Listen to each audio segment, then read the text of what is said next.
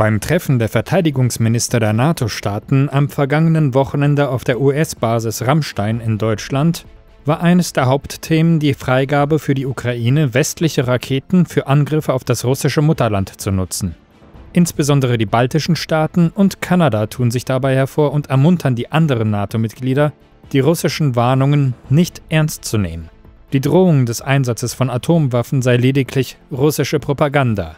Die Niederlande haben nun am Montag den Anfang gemacht und ihre Freigabe gegeben. Was bedeutet das konkret? Rechnest du damit, dass noch mehr NATO-Staaten der Ukraine die Freigabe für den Einsatz von Langstreckenwaffen gegen Ziele in Russland geben wird? Und wie würde Russland darauf reagieren? Well, first of all, I think we need to point out that the Netherlands is a very minor member of NATO with no standing. NATO is simply an extension of American national security and foreign policy structures, imperatives. NATO does what the United States wants it to do. NATO can't do anything that the United States doesn't approve of. So there's only one vote here, and it's the United States. And it doesn't care what the Netherlands, Canada, or the Baltics think. The United States looks out for American interests and American interests only. And I think the Dutch and the Canadians and the Balts and everybody else should reflect on the reality that the United States is currently embroiled in a very contentious presidential election cycle where the issue of Ukraine factors prominently. And so whatever happens going forward must be viewed through a domestic American political lens, not the fantasy-driven lens of the Dutch or the Canadians or the Balts. If they want Ukraine to use long-range weapons, then give Ukraine long-range weapons on a bilateral basis and be prepared to stand, and accept the consequences of your actions. Don't try to hide behind NATO, because that means you're hiding behind the United States. And the United States made it clear in this meeting that it did not support this measure. So that's the only vote that counts. We had a meeting of the director of the CIA and his British counterpart, the head of MI6, Mr. Burns and Mr. Moore, where they discussed this and other issues.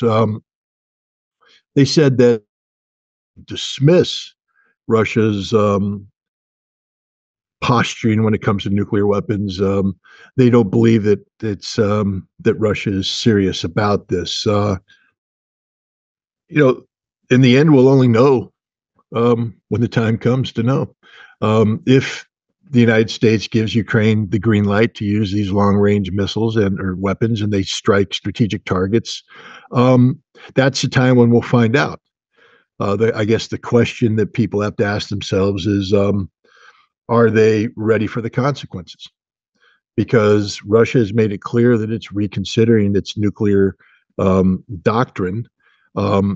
And while Russia hasn't committed to any specific policy change, conversations I've had with senior Russian officials, they agree with my assessment that it probably will incorporate some form of nuclear preemption. Or in the case of if Russia is struck on a strategic basis using non-nuclear weapons, that Russia would consider using nuclear weapons in response to this. So is Russia bluffing? The only way we'll find out is to test Russia. And I really don't think it's smart to gamble the future of the world on on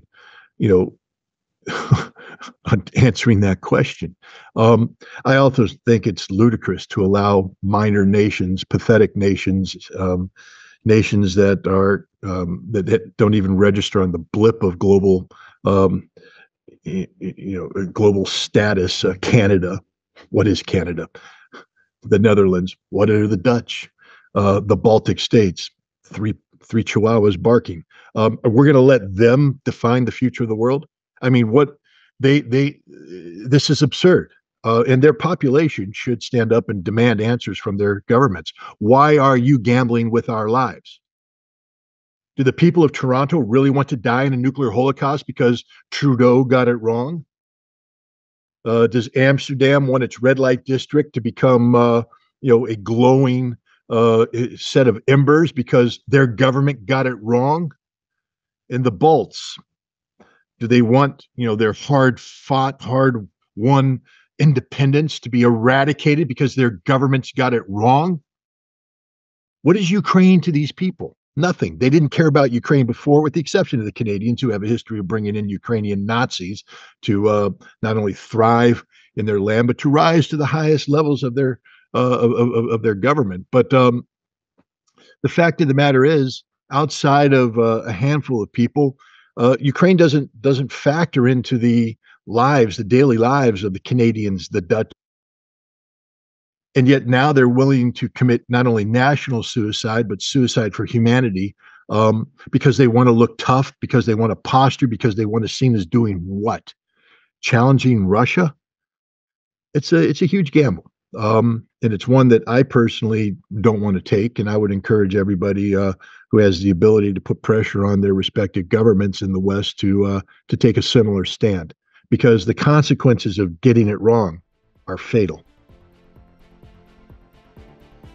Lass uns beim Thema Langstreckenwaffen gegen Russland ins Detail gehen. Über welche Waffentypen sprechen wir genau? Worüber verfügt die Ukraine? Welchen militärischen Nutzen hätte der Einsatz dieser Waffen? Und kann die Ukraine sie tatsächlich autark einsetzen, oder ist sie dabei auf Unterstützung aus dem NATO-Westen angewiesen? Zum Beispiel in Sachen Aufklärung, Zielerfassung und so weiter. Well, we know that Ukraine possesses three categories of so-called long-range weapons that have been provided by the West. The Storm Shadow missile from the British, the Scalp, which is a variation of the Storm Shadow provided by the French, and the ATACMS missile provided by the United States. There is some talk about the United States providing a Storm Shadow equivalent with increased range that could be deployed by the F-16 or modified Ukrainian aircraft. These are not strategic weapons. These are tactical weapons with some operational benefit. They can be used to strike command and control targets, logistic targets in the rear area, air defense. But they're not war-winning weapons. There's no, as Lloyd Austin said, there's no weapon out there that can tip the balance of this conflict in favor of Ukraine. So first of all, this is a fantasy that providing Ukraine with long-range strike weapons will somehow change the course of the war. All it will do is compel Russia to carry out, counter strikes using newer weapons that they haven't used yet, or deploying existing weapons against targets that they haven't struck yet. And this equates to the destruction of Ukraine. You see, Ukraine cannot destroy Russia. Russia can destroy Ukraine. And that's ultimately what's going to happen here if Ukraine wants to continue to push this envelope. Ukraine does possess weapons that are capable of striking deep into Russia. They have a modified version of their Neptune missile that has been given increased range, and they supposedly have built a new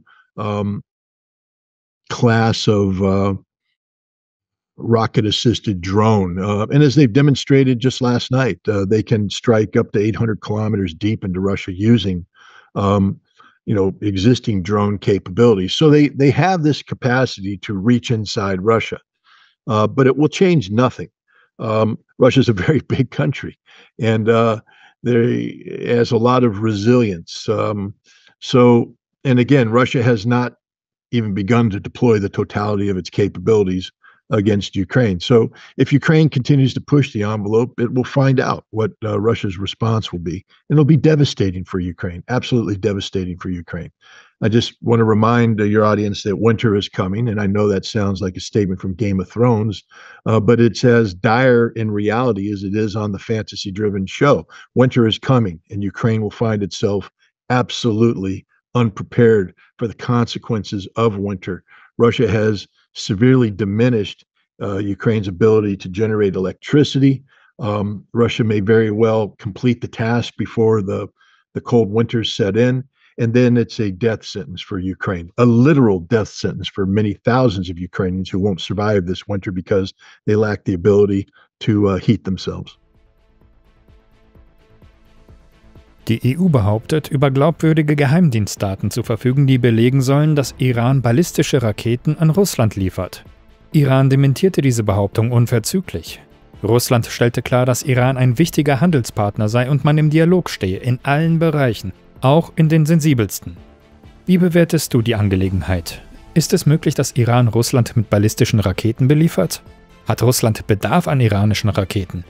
Oder dient die ganze Argumentation letztlich dazu, einen Vorwand zu haben, um der Ukraine grünes Licht zu geben für den Einsatz der westlichen Raketen?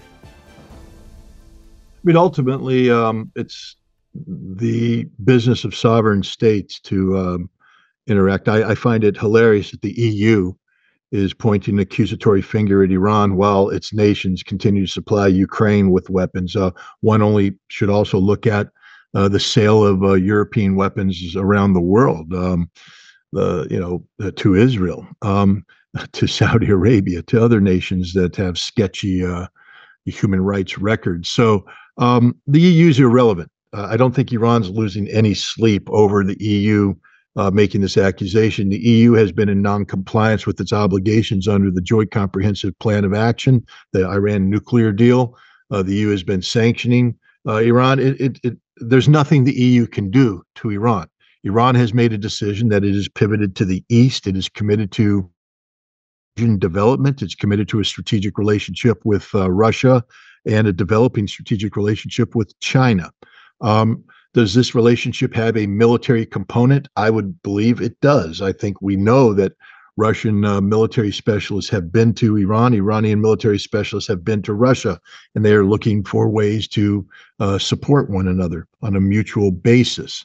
As to the specifics of this, would it make sense for Iran to provide Russia with certain categories of weapons? Yes, of course it would.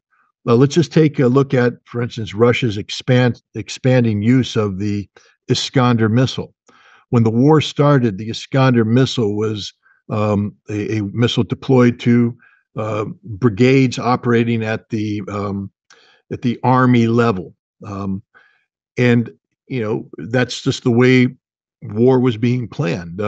Now, with attritional warfare, the need to disrupt logistics centers, troop concentration centers, command and control centers, there's a high demand for the Iskander missile. It's made at one factory, the Vodkinsk factory. The Vodkinsk factory also produces other weapon systems that are on high demand right now. So there's a finite ability of Vodkinsk to meet the demand. And right now we've seen the Iskander missile being dropped down to, I think, the brigade level where they have a detachment there, meaning that more Iskanders are being used. There's greater demand for it.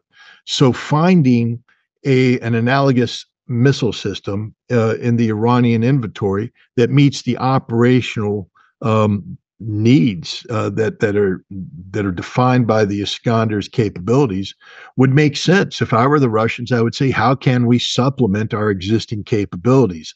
And depending on the cost associated, maybe deploy the Iranian systems, which I would imagine would come not just as a missile, but a launch system that can be readily turned over to the Russians, ready for use.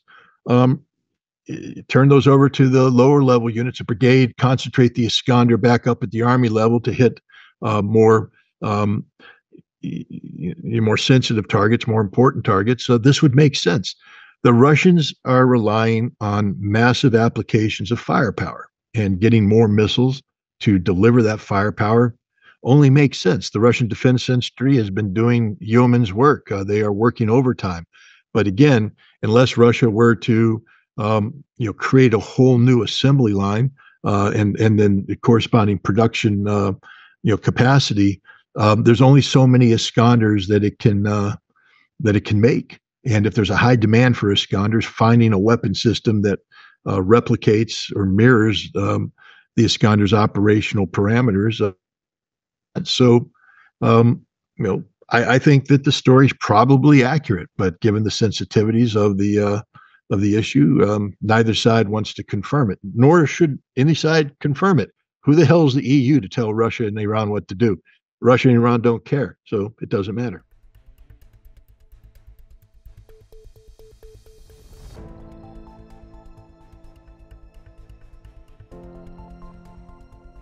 Liebe Zuschauer, wenn euch unsere Beiträge gefallen, teilt sie unbedingt in den sozialen Medien. Abonniert unseren Kanal und drückt auf die Glocke, damit ihr keine Veröffentlichung von Gegenpol verpasst.